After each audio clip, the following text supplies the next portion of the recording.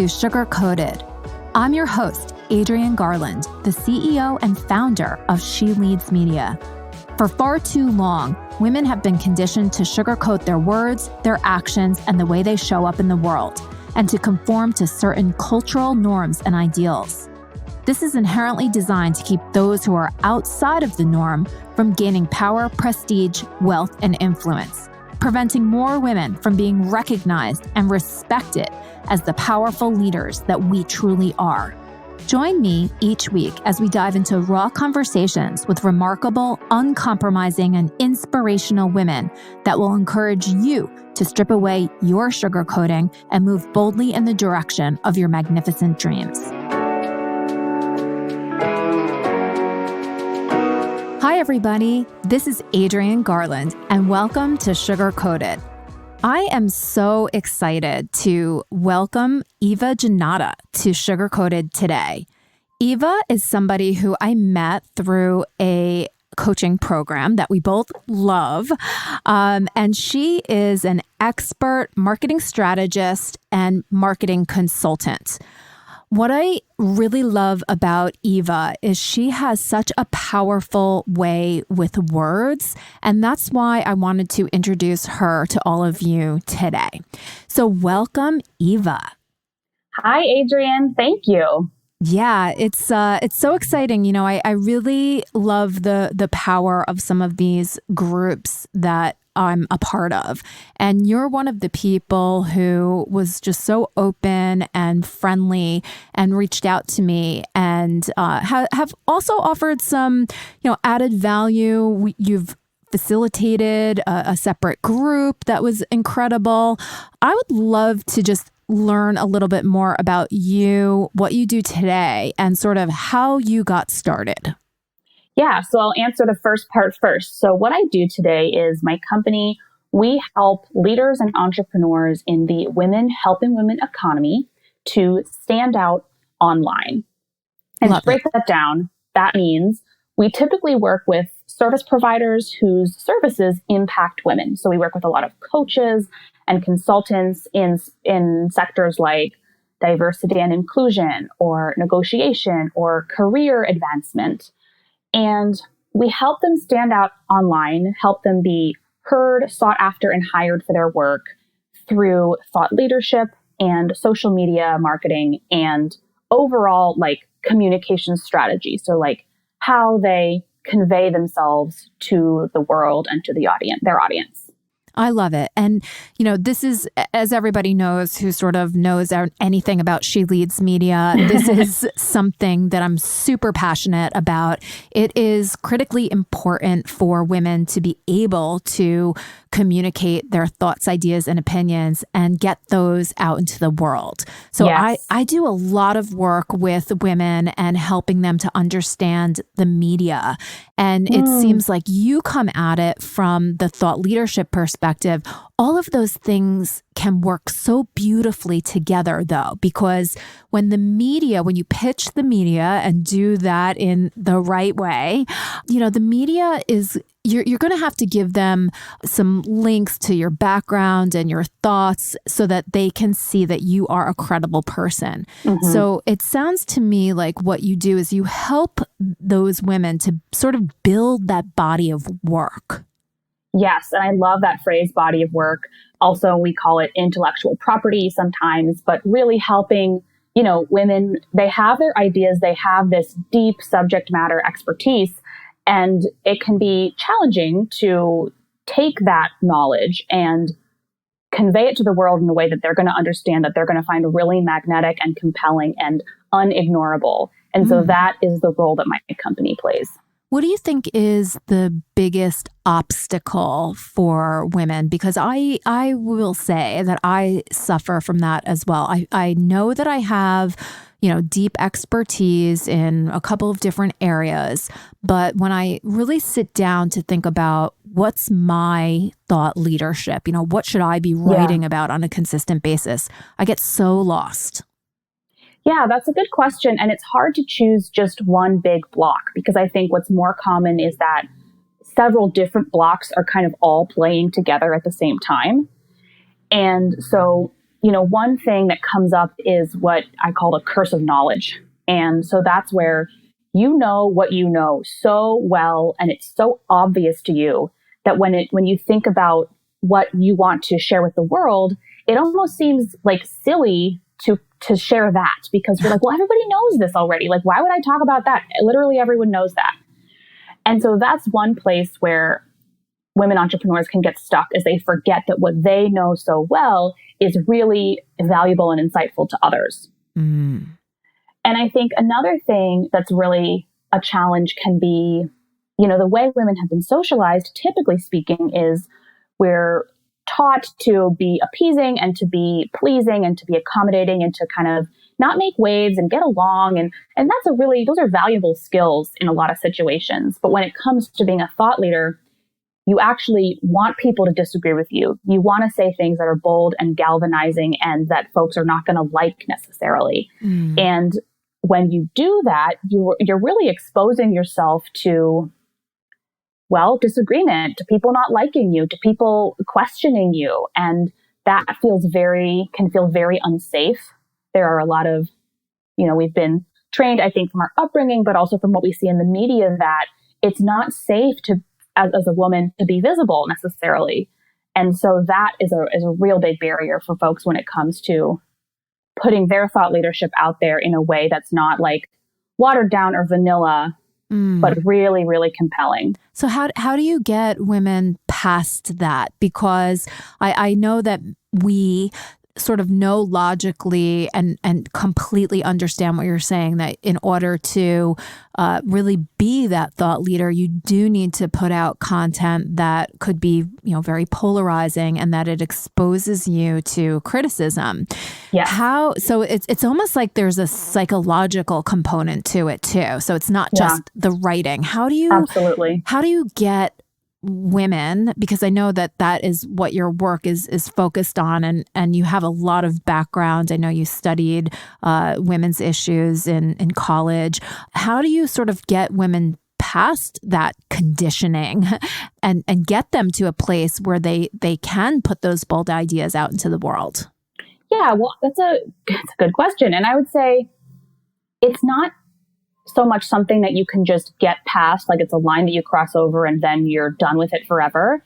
But it's an ongoing process of re-educating yourself and doing the inner work that's required to feel safe in your body and in your life, even when you've exposed one of your ideas for feedback.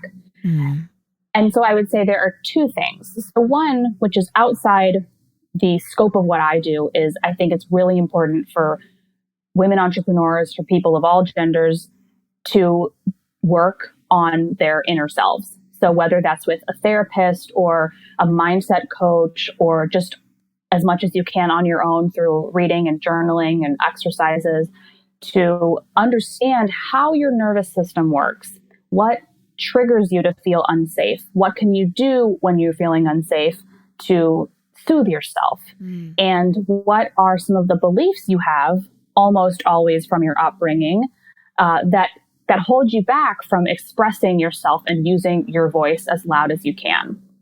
So I don't do that kind of work, but I recommend that everyone and their mother do it with people who are qualified. Yep. But when it comes to working with my clients, one thing that I find is really helpful is for you to have a degree of separation between your bold, magnetic thought leadership and publishing it. Yeah. And so, for example, if like you, Adrienne, are like, okay, I'm sitting down, I'm going to put my thought leadership into words. And then you said you feel like totally lost. What can make such a difference is if you're working with someone like me and I'm doing the writing and I'm taking the notes and I'm capturing the ideas. And all you need to do is basically close your eyes and word vomit at me what you think. And I ask you questions and I prompt you to tell me some stories or to explain things in more detail to me. And then I take all of that and I turn it into a really compelling article or a script for a video or a script for a podcast episode. And so that separation between actually having to formulate your ideas, like having them versus like forming them, that separation can make it so much less daunting to just put your ideas out there because somebody else is doing the work of turning them into a piece of content. Does that make sense? It makes so much sense. And the thought that kept running through my mind as you're talking is everyone needs Eva. Really, like everyone needs Eva, because that is such a real phenomenon. I love this idea of separation. It is the thing, I think, that makes the difference between putting something out there and just keeping it, hidden behind the curtain. Right. And having enough courage to ask somebody like you specifically for help. And also, it seems to me that you're going to help somebody to formulate those bold ideas, but you're not going to set that person up so that when that content goes out into the world, that it is something that is going to, cause like a huge backlash. I'm sure that you're also looking for that. So it seems to me that you have to really build trust with people. Yeah. Yeah. And, partly when you hire anybody who's an expert in something, whether it's like you in terms of media support, or somebody who's a graphic designer or a branding person, or somebody like me who helps with thought leadership and communications, there's, especially if you've followed that person for a time or they come recommended to you, there's a degree of trust already built in. And I think too, like when I hire a plumber, I don't need to build a relationship with him in order to trust that he knows how to do his job or her job. Right. And so I think similarly, when you hire an expert for services, there's an element of trust built in that that she knows what she's doing and that you can trust that she's going to take care of you as best she can. Yeah. What prompted you to focus your attention, I guess even starting in college, but on the whole idea of women and the women's economy, if you will? Yeah. So it was a long path, long and nonlinear as they often are. So when I went into university, and a sidebar is that I have a lot of thoughts about the university system and how young we expect people to declare a major and all of that. Yes. So for my part, when I entered at, 19, I didn't know what the heck to major in, but I knew what I was good at and what I was interested in. And that was gender and women's studies and English. And so I got my degrees in those two fields. And the FAQ I got most often was, so what are you going to do with that when you graduate? Which was so it's such an annoying question. It really or at least at the time, it really made me feel defensive. And it also, well, that's the main thing. It wasn't it's not a very supportive question. It can be, just from a place of curiosity, but more often than not, there's some judgment loaded into that question. Yeah. And so it gives me great pleasure today that I've built a job for myself that's very much connected with my degree in gender studies. But I didn't do that at first. I worked in corporate for a little while, and then I started my business, and I was just sort of, as you often do in the beginning in the freelance mindset, you're just doing anything for anyone who will pay you. So I did that for a while, and I worked part-time at a grocery store while I was building my business. So I had a couple different income streams. And it wasn't really until the last year that my coach, or our coach, Eleanor Beaton, helped me articulate this idea of the women helping women economy. And I've been working with clients in that space for a long time, but I didn't have the words to say it that way. And she's a miracle worker, isn't she? I think she's a magician. I know. Sidebar. When you speak to her, she is able to sort of push away all of the clouds and just lightning in on it. And I love hearing that story about her because you are an expert in this field. And I think that it's interesting that you also sort of have trouble because you turning the mirror on yourself, I don't know, there's just something about it that doesn't work. So no matter how expert you are, you do need someone like Eleanor to help. And really, I do agree with you. She is special. She's a magician. Yeah, she's amazing. And that was a mistake that I made for a long time, is that I avoided getting help like her kind of support. Like I was in that mindset of like, kind of like bootstrapping and like, I can do it all myself. I'll just download all the free PDFs and I'll learn how to do it myself. And that really delayed my progress for a long time. So I'm glad that I now recognize how important it is to get expert support. I think that's a huge point, just to talk about that a little bit more. One of the things that I find both with myself and with other women entrepreneurs that I talk to every single day is that we sort of logically know that we need help and we are so reluctant to get that help. What do you think that is all about?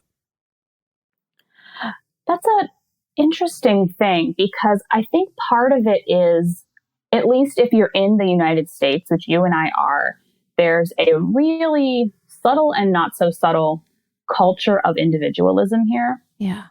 And this idea of anything that you achieve, that it's a result of only your effort and your wits and your intellect and your striving.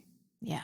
And so I think a lot of us, they put that in the water supply. And so it can take a really long time to realize that that's at play in you, and that you have this, at least in my case, it was very like, I wasn't conscious of it, but I had this subconscious idea that I needed to do everything on my own. Yeah. And I think it's perpetuated in, or at least for me, it was in the kind of the female entrepreneur online world can be a very polarizing place, I think. And folks that I would follow, women that I would follow, I often got the impression from their content and their messaging that they'd achieved it all on their own. Yeah. That they just like happened to like build a website and then the next year they were making 7 figures. And so I think those two, like the culture of individualism, the way that women entrepreneurs sometimes position themselves or talk about their businesses online. And then, I don't know.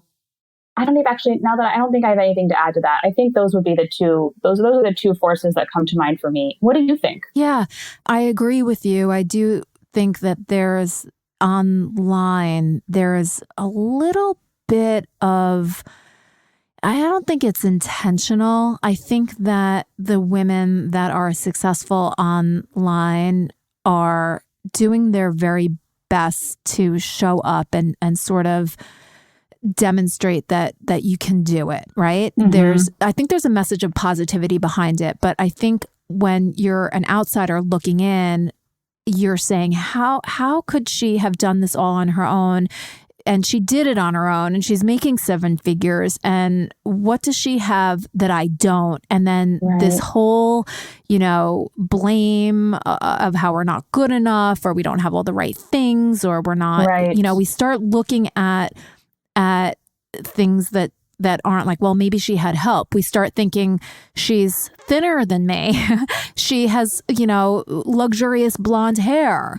And we start looking and trying to pick apart the person rather than really asking ourselves a logical question like, wait a minute, she obviously has a team of people helping her, because nobody sort of makes it on their own.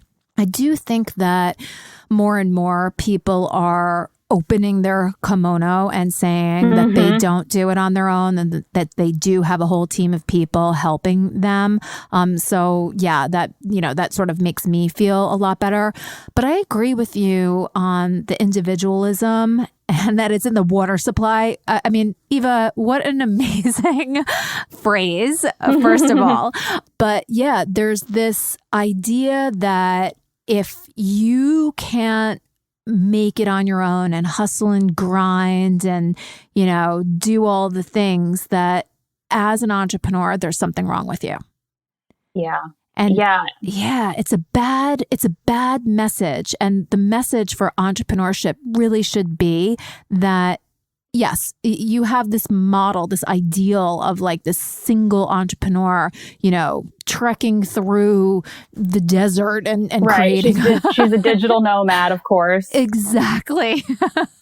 And, that's not reality. So the more that we can have even conversations like this, saying that, there's certainly a certain level of success that you can achieve on your own, but at a certain point, you tap out.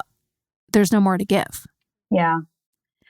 Yeah. And I would argue, like, sometimes I remind myself, like, nothing in my life is a result solely of my own achievement. I mean, coffee that I buy, foods that I buy, the car that I drive. I mean, when you really break down everything that we use on a day-to-day basis, you realize like you don't do anything alone. You're Right. always relying on the expertise and the skills and the production of others. And what this is making me realize, Adrienne, is I was doing something similar recently. I have this document that I use whenever I'm talking with a prospective client who might want to hire me. I kind of use this document to walk them through different aspects of my business. And up until very recently, I didn't have a page in that document about my team. And I added it recently because somebody asked, and now it's there. But you're making me realize, Adrienne, that I was perpetuating this idea that it was just me doing all the work when I was talking to these prospects. And I didn't realize until right now in this conversation that I was playing a part in that. Yeah.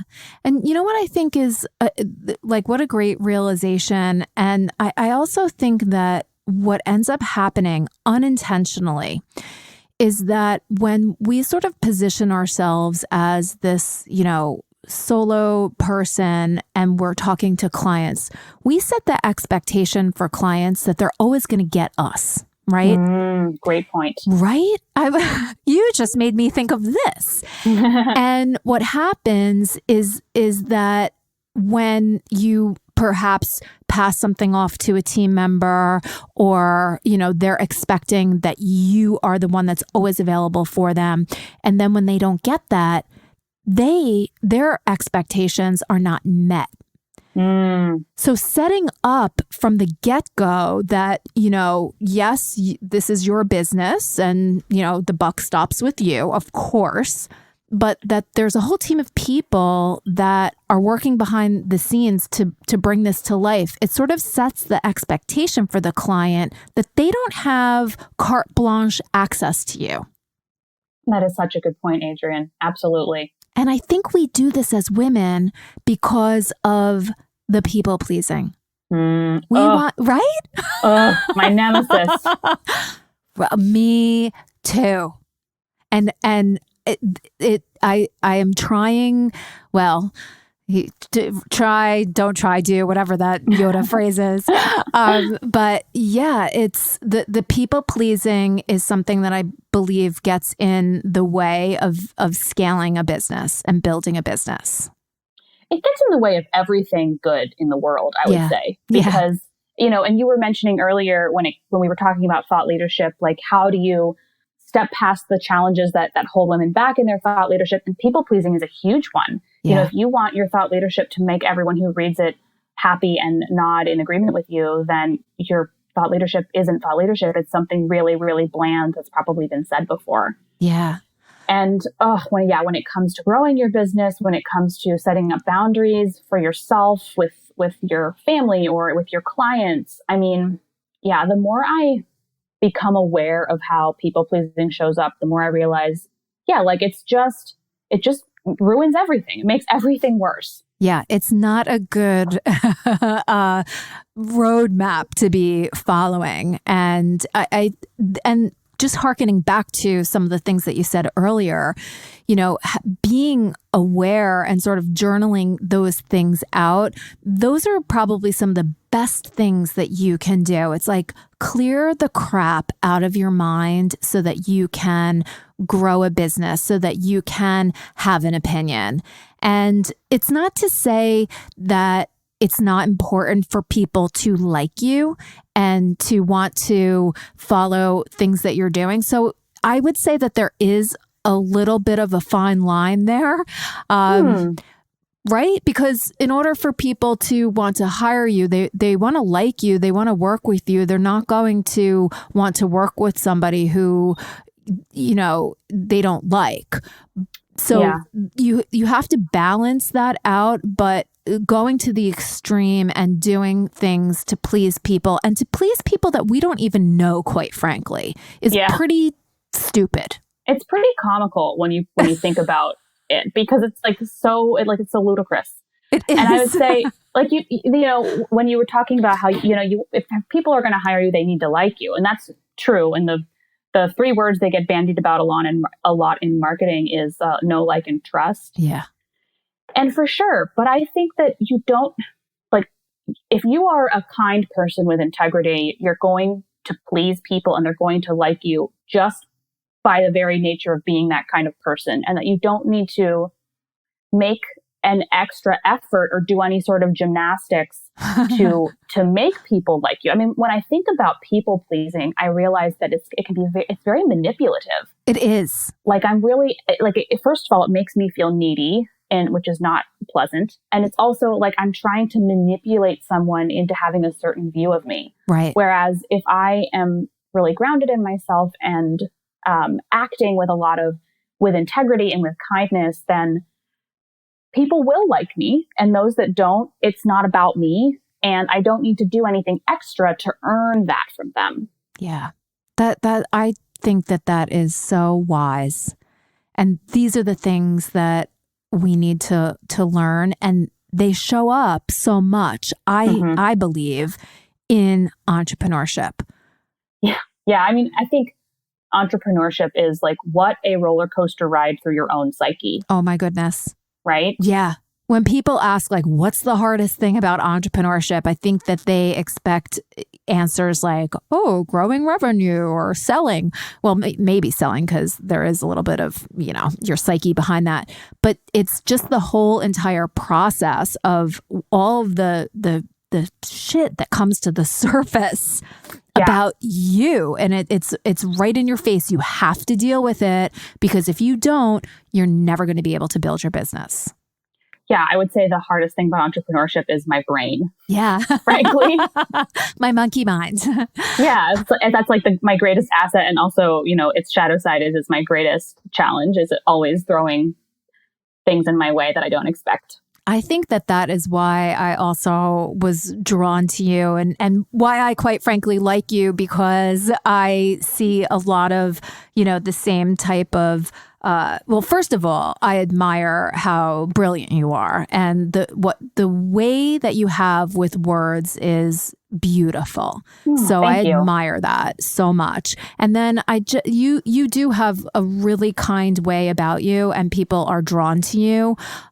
So I think that's why, and it's really out of many people in the incubator, you are one of the ones that I really feel a genuine connection with. I'm so glad to hear that, Adrienne. Yeah. Yeah. And aside from Eleanor, who I'm always like, I wish that I lived near you because I want to be friends with you. Right. Totally. I also just noticed on your LinkedIn profile that I see that you worked with Allie Brown, and I know that she is a superstar. But one of the other women that I see that you've worked with is Selena Rezvani. Yes. And Selena spoke at my She Leads conference last year. Oh my gosh, I didn't realize that. I know. When I saw her name. Yeah, she is amazing. Yeah, isn't she just so lovely? She's terrific. Yeah. So I love that you sort of have these superstar women that you've worked with. How were you able to connect with them and work with them? Because I think a lot of people, there's certain people that they would love to work with, right? Yeah. But, it's fear, whatever. How did you go about reaching out to them? Yeah. So, one of the things I've been doing this year, which you know well, Adrienne, is I hold these small, they're capped at 4 people, roundtable conversations with other women entrepreneurs. And they're these loosely structured, basically networking/friend making calls with the intention of helping women forge deep connections in their network, not just broad connections. Yep.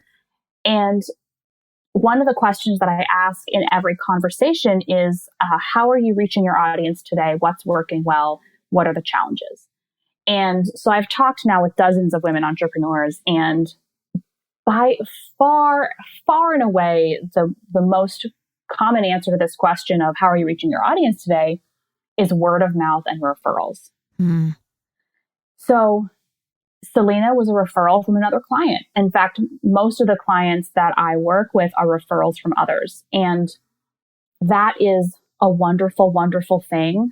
And I have no complaints about it. Yeah. And when it gets to the point where you're growing your company, something I remember Eleanor saying on a coaching call was that you have to transition from being I think she put it, a service providing company to an audience building company. Mm. And so there's this interesting transition point when you're growing where probably your warm network and referrals from there are not going to give you the volume of leads and prospects that you need if you're working with a lot of people and you're scaling your services. So that's kind of a tangent, but I've been thinking about it a lot because I hear so often from women entrepreneurs that we have this great word of mouth referral network that we're part of. And that's fantastic. And there's, I think, a lot of opportunity for us to expand beyond that when it comes to selling services at a greater volume. Yeah. So that's my answer. But the other thing I wanted to share is I'm actually going to be publishing an article, I think next week, about how I position myself to be connected with preeminent leaders like Allie Brown. And I tell the story in the article, so I'll send you a link to it when it's ready. But, she and I live in the same city, and I've been following her for a long time through her podcast. And I had the opportunity to meet her actually at one of Eleanor Beaton's events. Mm. And so there were kind of a couple different touch points, ways that we connected with each other before it came to the point where she was looking to hire someone with my skill set for marketing and podcast production. So yeah, that's the short version of how I got to meet Allie. So networking.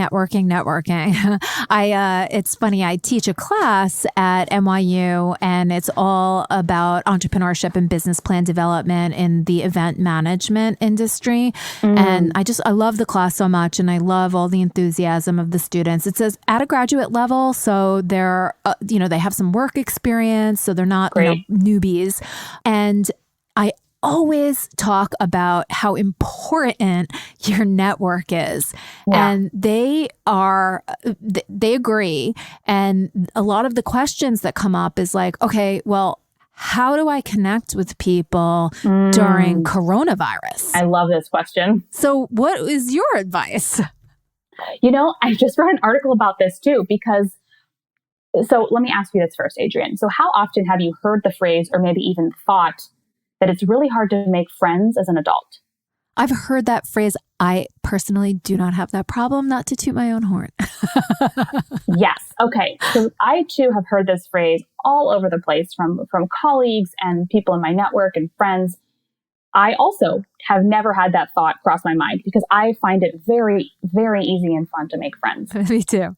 And so what in the last article that I wrote about this, I kind of broke down the steps to making friends and how transferable those are to online connections. Mm. And particularly during a pandemic when we can't meet people in person, but the steps you take to meet someone in person, when you think about like You introduce yourself, you ask certain kinds of questions, maybe you get their contact information, maybe you follow up.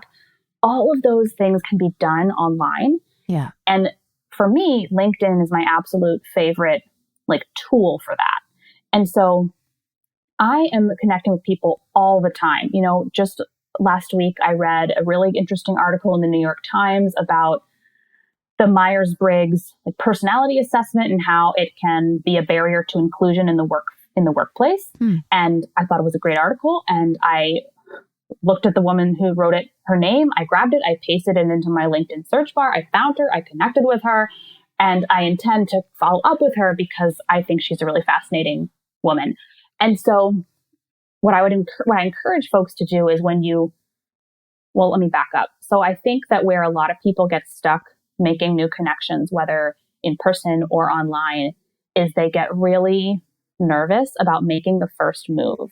Agreed. And they think, I don't want to bother them. What if that's too forward? What if it's awkward? What if they reject me? We do a lot of what ifing around making the first move. And so we end up kind of acting like wallflowers and just sort of waiting for other people to magically want to talk to us, even though we're not behaving in a way that makes us someone they'd want to talk to. If you're imagine if you're in a room and you're standing by the door and you're staring at your phone, nobody's going to come over and talk to you. Right. And so, such a good analogy. Yeah. So I really encourage people, if you read something that's interesting to you, if you hear a podcast episode with a guest that you really like, if you see that someone who knows someone else that you're curious about, I would encourage you to make the first move. Just reach out to that person on LinkedIn or on Instagram or through the contact form on their website. I've done that a number of times. And the way that I typically start out is I just tell them that I like their work. Yeah. And nobody hates a compliment like that. I love this advice so much because I think what people do is, in addition to putting pressure on themselves and not reaching out, that when they end up reaching out, they go straight into sales pitch mode. Mm-hmm. Ugh, such a big mistake. Right. Yeah. And that's, I think, where people can get uncomfortable with the idea of networking, is because they feel like the point of networking is to have this ulterior sales motive. Right. When I would argue the point of networking is to make new friends. Right. And there's and when you take the ulterior motive out, when you take out the pressure that you're going to be putting on yourself to turn them into a client pretty quickly, or to add them to your email list, or to get something from them. And if you change your goal to just connecting with them and paying them a compliment or whatever, that goal is totally different and the energy of the interaction becomes totally different. Yeah. You just reminded me, I started to read, and I think I had read it before, but whatever. I'm starting to read the book, Atomic Habits by James Clear. Oh, I've never read that. Yeah, it's really interesting. I'm not, very far into it, but one of the things that he talks about when it comes to, success is obviously this idea, which is these tiny little improvements over time compound. And so they turn into something big, which is really interesting.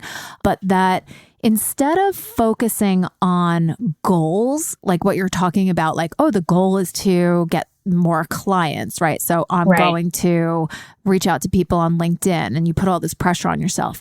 The people that are successful more so follow the process and the habit. Oh, interesting. Yeah, and almost forget about the goal, because the process is the thing that is ultimately going to lead you to your success. So what you're talking about on LinkedIn, the process of reaching out to people and doing that on a consistent basis without an ulterior motive is actually the thing that's going to help you to achieve your goal. Ah, okay. So if you just get into the habit of reaching out to people when they pique your interest, yes, and forget about the goal. The point is the process. Yes. That makes a lot of sense, because I can totally see how that would compound over time. And who can imagine the opportunities that could come to you with all of these new connections you're making? Correct. I like that. Yeah. So yeah, little plug on that James Clear Atomic Habits book. And again, like I'm not very far into it, but I'm looking forward because there are certain things that I would like to do in my personal life, in my professional life, where I want a radical change. And everything that I've done to sort of move toward that radical change just ends up, backfiring, or I just, I get exhausted from whatever it takes to do it. And so I thought, well, if I could do something a little every day, maybe in 10 years, I'll get to where I want to go. But That's a really good point, Adrienne. Yeah. And it reminded me, my mindset coach is a woman named Tracy Litt of the Lit Factor. I also met her through the incubator. And she talks about how we often, when it comes to fear, everybody knows fear holds us back, blah, blah, blah. When it comes to fear, what a lot of folks don't do when they're trying to quote unquote power through their fear is to take those baby steps. Yeah. And so you might have, like, I've had expectations for myself, like, oh, like next week I'm going to write like 5 articles.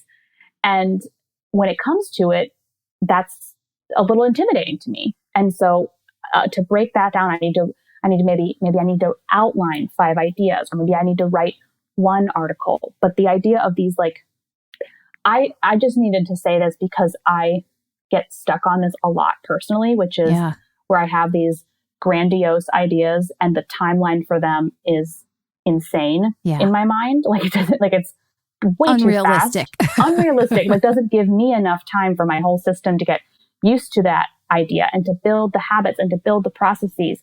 And so what you just shared really, really resonates with me. Yeah. And check it out. I think there's some, I don't know the name of it, but there's some things that you can look up that sort of give the main ideas from some of these books. And I think not focusing so much on that big goal, because it can be overwhelming, and to focus on something that almost seems controllable, like a process. Like if you create the process for yourself, and then not to go into this book, but there's also the idea that if you can identify, if your identity is one of, I'm a writer, that's also a very powerful force. So he gives an example about like smoking, and you ask one person, do you want a cigarette? And one of the people answers, I'm trying to quit. And the other person answers, I'm not a smoker. It takes away the decision because you don't identify as a smoker. Interesting. So it's not even something that comes into it's not something you have to to have willpower about. It's just something who you are. So like if you can identify yourself as a writer, right? And what do writers do? Writers, write every day. I'm oversimplifying this. But I just think that this idea of an identity and then a focus on a process is really powerful. So yeah, Eva, I feel like I could just go on and on and go off into 10,000 directions. But I know that we have limited time here. So I would love to just share with the audience where they can, contact you, reach out to you, talk to you, because I would love to be able to offer that to you and have people connect with you. Well, as I've probably made abundantly clear, I love making new friends. So please do connect with me. And the best ways to do that. So first off, I wanted to share, I do have a free email course about the 5 magnetic pillars of thought leadership. And it guides you to publish those bold opinions and insights and the expertise you have we were talking about. Love it. So that's a great way to connect with me. You can go to 5magneticpillars.com. That's the number 5, and the rest is spelled out. Okay. And so that's number 1. That's a great way to get a feel for me, and you can respond to any email and I'm going to get it and I will write back to you. And then secondly, find me on LinkedIn. Great. Yeah, just make sure when you send me a connection or request, just write a note to tell me that you learned about me from here, and I would love to meet you. I love it.